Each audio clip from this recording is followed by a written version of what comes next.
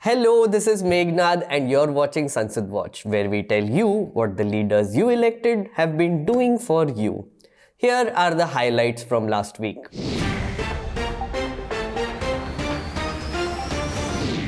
It was the third week of Parliament and Rajya Sabha MP Anand Sharma appealed to the chair to discuss the suspension of MPs in order to find a constructive solution.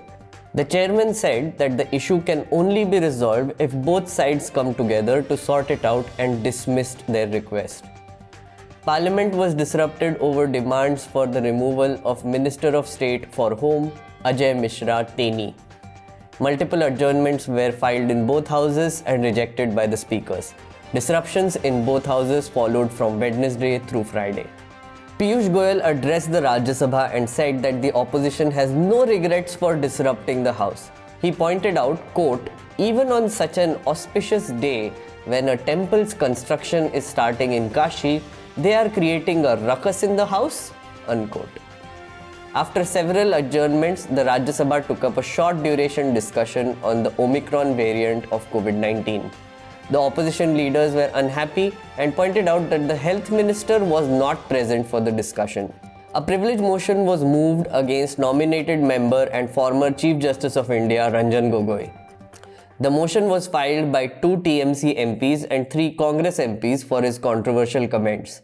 In an interview, Gogoi said he attends the House when he feels like doing so.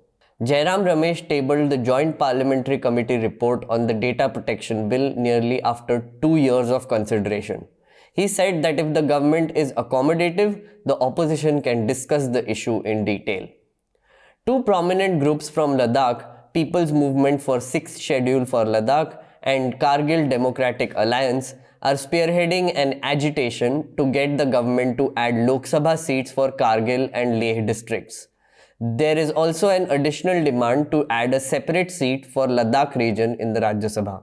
These 4 bills were cleared despite the disruptions. You can check out these episodes for our coverage on these bills. Meanwhile, some interesting notices were raised, questions were asked and answered, all of which we should talk about. Let's get right into it.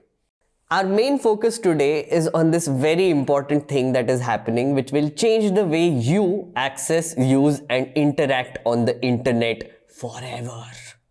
It is time to talk about the Data Protection Bill. A wee bit of history first. Back in 2017, the Supreme Court gave the landmark Puttaswamy judgment, which made privacy a fundamental right for the citizens of India. The thing is, that was like going on a chauraha and declaring, privacy is a right. The people were like, yay! But ultimately it was just like a declaration.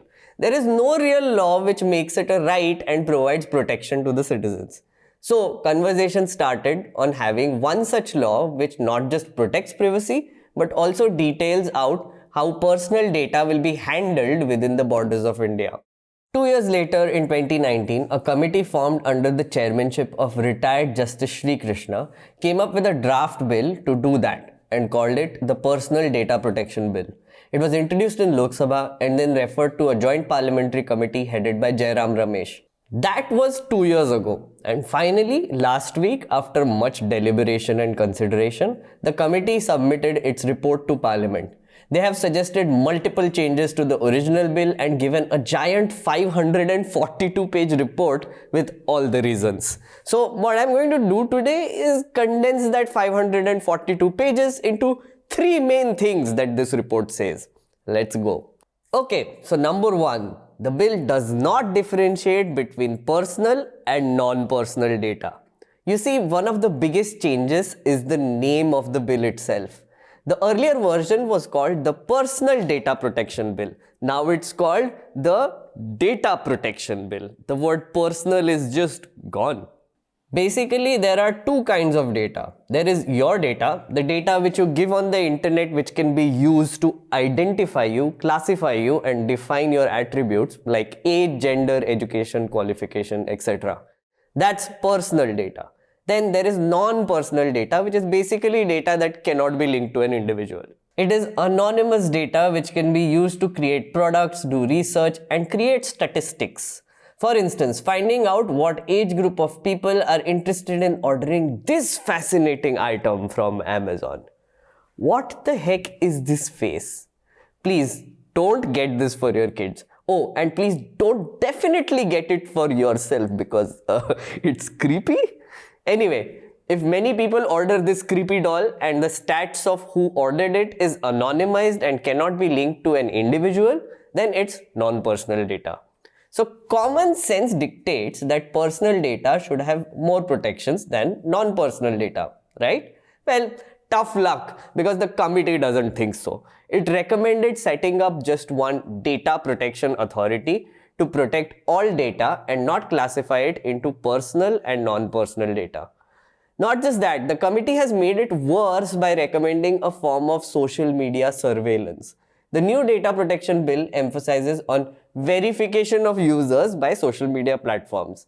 The report suggests that a mechanism may be devised in which social media platforms will be held responsible for the content from unverified accounts. To do this, social media companies should voluntarily verify accounts in such a manner as may be prescribed. Essentially, the government can make it a law to give blue ticks to people after confirming their identity. Bye-bye anonymity. Bye-bye whistleblowers. Bye-bye women who want to call out creeps. Bye-bye dank meme pages. All of them are anonymous. Number 2. Social media platforms which are now designated as intermediaries should be designated as publishers of the content they put up. So they will be regulated. Now, the bill itself doesn't make this change, but the committee has said that the term social media intermediary in the law will be replaced with the term social media platform. Why are they saying this? Because there is a war going on between social media companies and the government. At the moment, whenever the government tells social media platforms to take down content, the platforms are like, we didn't post this, the users did it, not our problem. The content moderation only happens according to the rules of the platform itself, not necessarily the law of the land. So, the government has been trying to set up a mechanism where social media platforms can be held accountable for content posted by unverified accounts. The committee also pushes for this. In addition to this, the committee recommends that no social media platform should be allowed to function in India if it does not have an office here, and asks for a media regulatory authority to be set up on the lines of Press Club of India to moderate content on these platforms. I mean, Press Club में बहुत सस्ता दारू मिलता है. अब Tech Bros को भी सस्ता दारू अच्छा लगता है. Moving on to number 3. Blanket exemptions are being given to the government. Simply put, our government agencies can be exempted from any or all provisions of this act. They can get access to data as per their will and process it as is their wish without consent. You see, there is this fun little clause 35 which was in the 2019 bill. It says that the government can access data if it is in the interest of the sovereignty and integrity of India or to maintain public order. In simple words, Bharat हमारी माता है, government के पास सबका data है, तुम्हारा सबका घाटा है, इनका कुछ नहीं चाहता है. Thank you. The committee received a lot of recommendations for amending this particular clause for obvious reasons.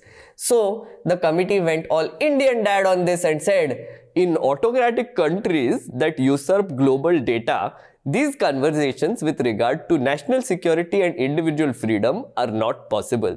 Meaning, beta, consider yourself lucky that you are even able to make these demands, okay?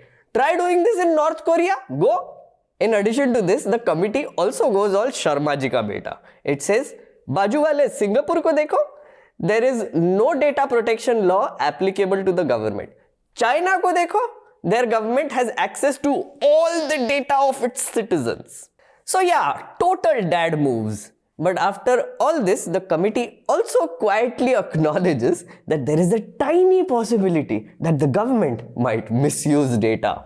So they added a small subclause into the bill which says that the government should only exercise this provision only when it is just, fair and reasonable to do so. Who will decide whether it's fair and reasonable and just? The people in power, of course. Yes. But all in all, more or less, mota mota, the most controversial aspects of the old bill have been replicated in the new one as well, which is disappointing, to put it mildly. Now, I must point out that these are only 3 aspects of the new bill and committee recommendations I just told you about. There are a lot more. The Internet Freedom Foundation has analyzed the bill and pointed out how economic and security interests are given more importance than individual privacy in different sections of the law. It's like they're saying, privacy वगैरह ठीक है, but the monies earned from all this magnificent data and the security of the country is more important than you. Data is the new oil, and Indian citizens are the latest most valuable oil field. I'll leave a link to their analysis below. Check it out. Moving on to questions of the week.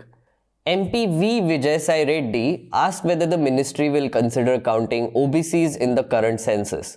The government responded saying, the population census is not an ideal instrument for caste-wise, other backward class OBC enumeration of population. The Government of India has not enumerated caste-wise population other than scheduled caste or scheduled tribes in census since independence. Demands for conducting caste census have been rising. The Andhra Pradesh Assembly passed a resolution saying they will conduct a statewide caste count. Tamil Nadu, Bihar and Telangana are also demanding the same. In Uttar Pradesh, Akhilesh Yadav has made a big poll promise that they would push for a caste census if the Samajwadi Party comes to power. If more states join in, it might just force the central government to buckle and do it too. Maybe. That's all I have for you for this week's Sansad Watch. Remember, if you want to make Parliament great again, you need to watch it first. Hello friends, thank you for watching this episode of Sansad Watch, and I'm very touched that a lot of you noticed that I was sick last week. I was, but I hope my energy levels are back up. Just wanted to tell you that we are doing a live this week. Keep a watch on our social media channels and YouTube channel to find out when it's happening. It's likely happening this Friday. I will announce the time on our YouTube page. Also, we have a Christmas offer for you. From the 17th and 26th of this month, we have all of our Karare Chane mugs and masks and many more merch available on our store page. You can go here and check it out. Also, you must have noticed that we haven't covered bills of the week this week. It was because the parliament was mostly disrupted, but also because we've already covered the bills that were passed this week. So you can check out the previous episode and the previous one and the previous one where all 3 bills have been covered that were passed last week. Thank you so much for watching. See you next week. The subscription model is something that keeps News Laundry afloat, but we need hundreds of thousands of people to completely transform the news ecosystem. So you pay for news, so it serves you. So click on the link with this video, subscribe to News Laundry and pay to keep news free, और गर्व से कहो मेरे खर्च पर आज़ाद है खबरें.